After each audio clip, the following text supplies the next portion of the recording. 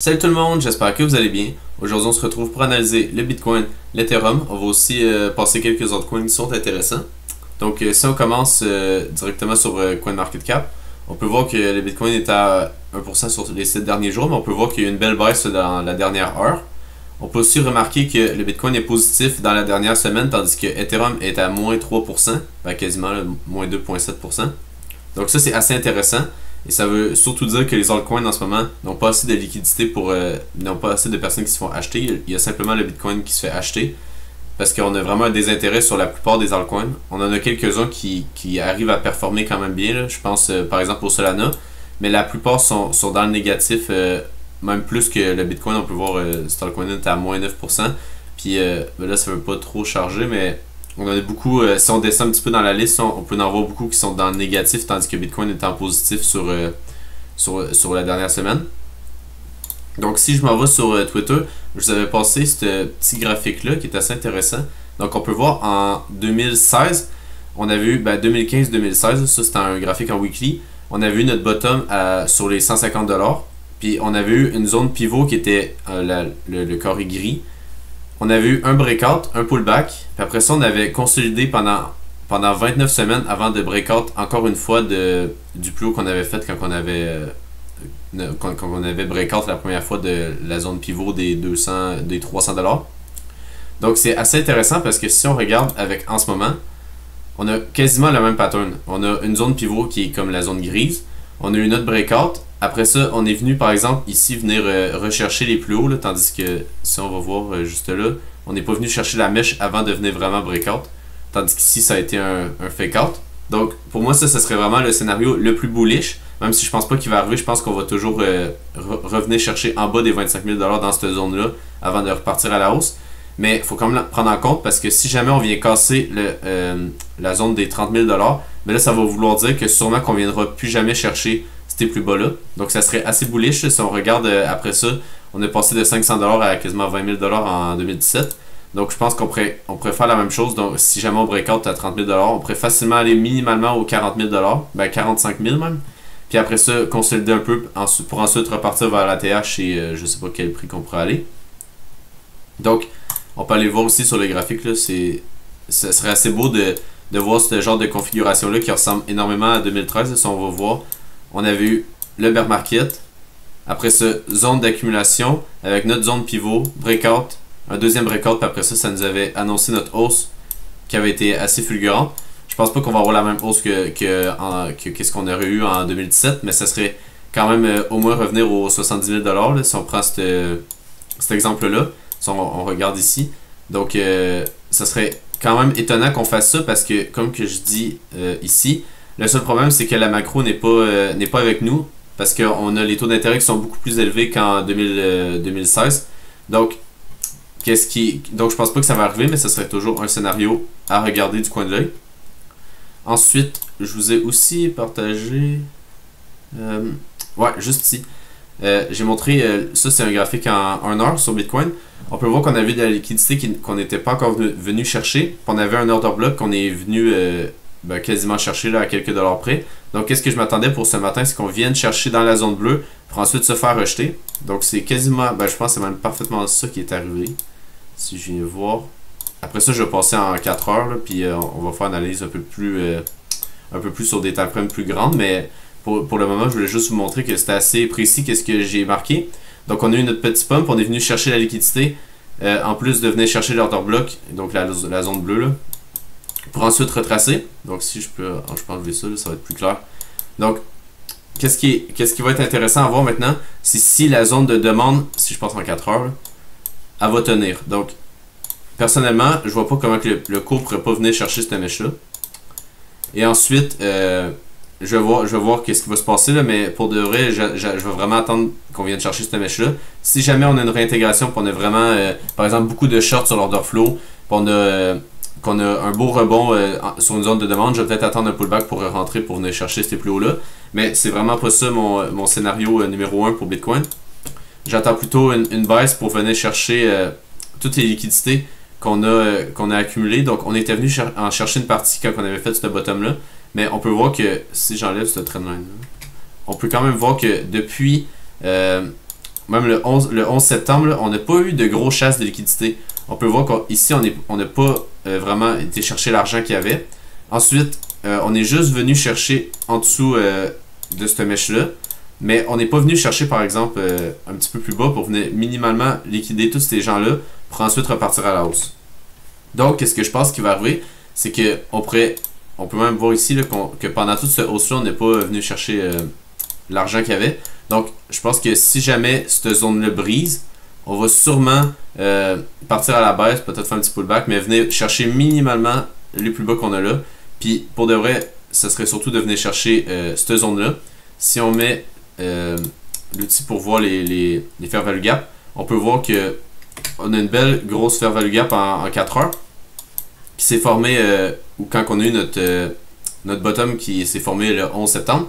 Donc, qu'est-ce que je regarderais? Ça serait simplement de venir chercher ce niveau-là, donc les 25 600, puis d'avoir un beau rebond. J'ai même mis une alerte là, parce que je voudrais vraiment avoir un rebond sur cette zone-là pour avoir un long avec un beau W, par exemple, revenir chercher des niveaux vers le haut du range.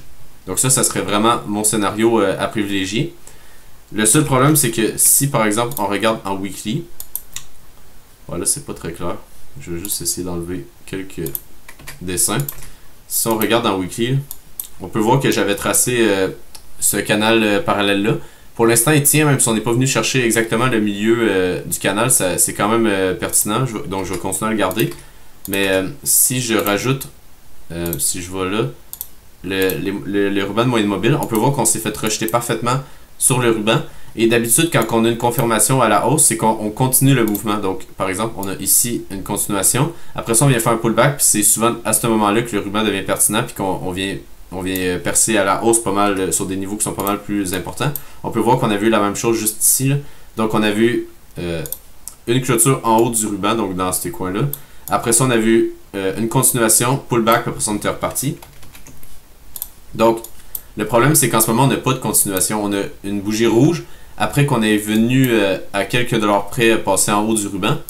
Donc, ça va être intéressant de voir si ça va juste être un fake out, comme qu'on avait eu, par exemple, juste ici. On avait eu une bougie qui avait passé en haut du ruban, mais on n'avait pas réussi à avoir une continuation. Donc, par exemple, faire ça comme ça, puis après ça, que ça ici monte, puis qu'après ça, on reparte à la hausse comme ça. Ça, c'était pas arrivé. Donc, je pense qu'on est plutôt dans ce scénario-là pour l'instant. C'est sûr que la clôture weekly, elle ferme dans 3 jours. Donc, à voir si on n'aurait pas une bougie verte, mais je pense pas que c'est ça qui va arriver. Là, je pense qu'on va rester dans le rouge, puis même aller chercher des niveaux qui sont encore plus bas. Si je revois sur l'Ethereum, c'est encore pire. Si je passe en daily, on peut voir qu'on est carrément revenu chercher le bas du range. Si je passe en 4 heures, je vais enlever ça. On peut voir qu'on n'est pas venu chercher l'argent qui était plus au nord. Donc ça, c'est assez inquiétant parce que ça veut dire qu'on n'a même pas assez d'acheteurs pour venir faire un petit short squeeze, peut-être pas aussi haut, là, mais par exemple, venir ici, puis après ça, repartir à la baisse. Donc on n'a même pas assez d'acheteurs pour faire ce mouvement-là. Donc, logiquement, ici, on devrait en avoir un peu. Là, on peut voir qu'on commence à en avoir avec cette mèche-là. Mais à voir si on ne vient pas chercher avant l'argent qu'on a ici. Le seul problème, c'est que si on vient chercher ce niveau-là, on viendrait sûrement descendre en bas de la trendline weekly. Donc ça, ce serait pas très bon signe. Mais on va voir ce qui se passe parce que si jamais on a là, on reste quand même dans le bas du range. Donc si jamais on a un rebond puis qu'on a un bout W, ça pourrait être une zone d'entrée qui serait intéressante pour long. Le seul problème, c'est que si on va voir sur Ethereum Bitcoin, on peut voir qu'il est complètement baissier, là. On a deux continuations de structure, une après l'autre, avec un rebond qui est simplement venu chercher la mèche qu'on a là. Puis on peut voir aussi qu'on avait un niveau pivot qui était assez important. Si je le trace comme il faut, ouais, c'est ici. Ouais, ici. On peut voir que si par exemple je mets comme ça, on peut bien le voir qu'on avait vraiment un niveau qui était important dans le milieu du range. Parce qu'on avait notre bande haute juste ici, puis notre bande basse. Mais là, je les ai enlevés parce qu'on a complètement cassé le range. Puis on peut voir que la bande basse ne s'est pas fait vraiment respecter. Là, on a cassé à la baisse, après ça on a repassé à la hausse, pour ça on a repassé à la baisse. Fait que pour moi, ça c'est juste une zone qui est plus vraiment valide. C'est sûr que la zone ici, je pourrais la garder, mais on est rendu ben trop loin pour penser qu'on revient là avant un certain bout. Je pense qu'on va plutôt venir chercher cette zone-là. Donc ça va être, ça c'est qu'est-ce que je pense pour Ethereum Bitcoin puis pour Ethereum. Donc ouais, les longues sur Ethereum, je toucherai pas vraiment. ce serait vraiment plus, on aurait une belle configuration graphique que j'irais pour long. Mon trade sur XLM, il se passe toujours bien.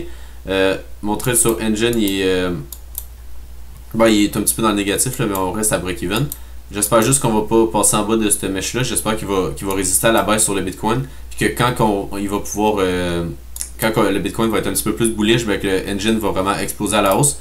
Parce que je vous avais montré dans une dernière vidéo, je peux même le montrer vite fait, on a eu énormément de...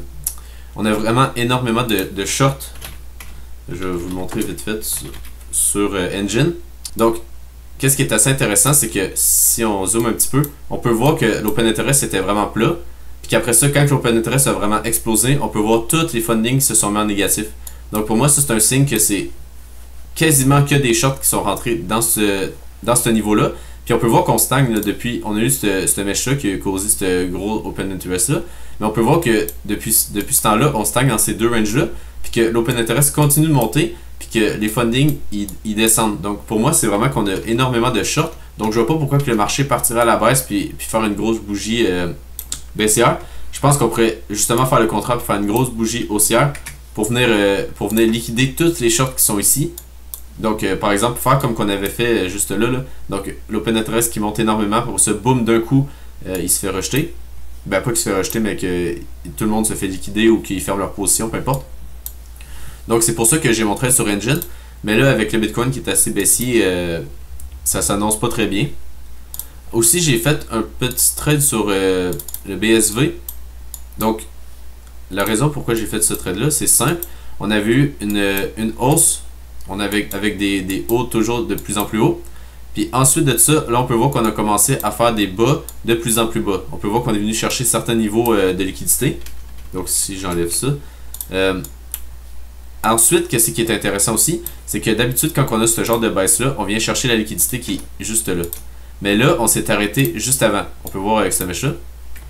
Donc, moi, dans le fond, j'étais... je peux tasser ça. Je peux mettre, par exemple, le replay. J'ai vu... ouais, c'était juste ici. Quand j'ai vu... Même, on peut l'avancer de 1. Donc, je suis rentré juste là. Donc, pourquoi je suis rentré? C'est parce qu'on on est venu chercher la fair value gap en 1 heure. Et on est venu chercher les liquidités en haut de ce plus haut-là. Et en plus de ça, il y avait beaucoup d'argent au sud. Donc, pour moi, qu'est-ce que ça voulait dire? C'est qu'on venait faire une minuscule break of structure en 1 heure. Même on peut passer en 15 minutes. Ouais, on peut le voir. Qu'on était venu briser ce niveau-là. Donc, pour moi, ça voulait simplement dire que on ne viendrait pas chercher ce plus haut-là. Puis qu'avant d'aller chercher, ou au moins avant d'aller chercher ce plus haut-là, on allait chercher les liquidités en dessous. Puis qu'on allait sûrement venir chercher les liquidités qu'on a juste ici. Donc j'ai mis mon take profit là. Donc ça me fait un 2R. Donc si on sort du replay. Oups. Ok, ben on peut juste. Je pense que je peux peser, ouais, c'est ça. Ici. On peut voir que ça, on n'a pas. Je me suis quasiment fait stop loss. Mais pour l'instant, on est quand même dans le positif. À voir si on vient chercher. On vient chercher pas mal plus bas. Pour l'instant, ça s'annonce bien parce qu'on vient juste faire des petits short squeeze. Là. Donc ça, c'est toujours bon signe. Donc ça c'est pas mal de tout. Si je passe sur l'order flow, on peut voir que ça c'est assez intéressant parce que même si on a eu la baisse dans ce moment, les fundings sont en négatif. Mais qu'est-ce que j'aurais plutôt pensé, c'est qu'on aurait short squeeze pour venir chercher toutes les shorts, mais qu'après ça on n'aurait pas vraiment eu des fundings en négatif.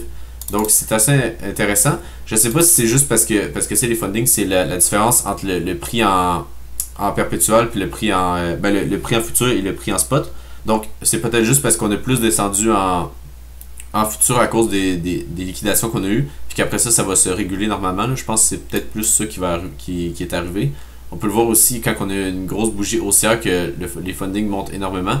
Donc c'est oui à cause qu'on a beaucoup de longs qui rouvrent parce qu'il faut mot sur ces grosses bougies là, mais ça peut être aussi simplement parce qu'on a les futurs qui montent plus, qui sont plus réactifs au prix que les spots. Puis c'est vraiment des petites variations là, entre les futurs et le spot, fait que ça peut très bien arriver.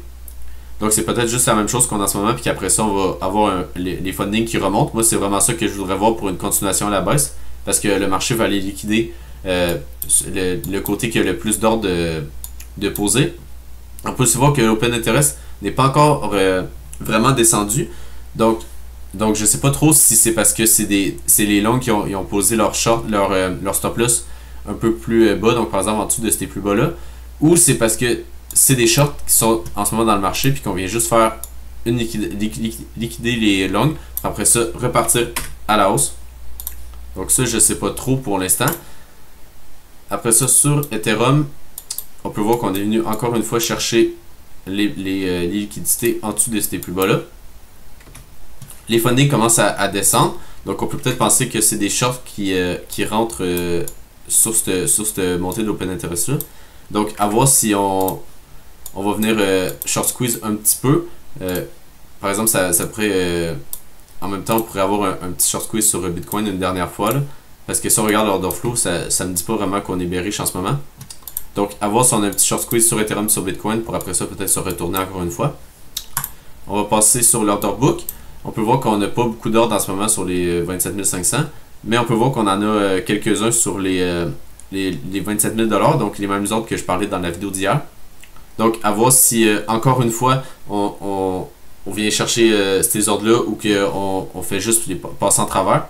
On peut voir qu'on a vu dans le passé quelques fois qu'on était venu chercher ces ordres-là, mais aussi il y a d'autres fois qu'on vient simplement pas les chercher et qu'on passe direct à la hausse. Donc à voir ce qui va se passer, là, mais il n'y a pas vraiment d'indication sur l'order flow, sur l'order book en ce moment.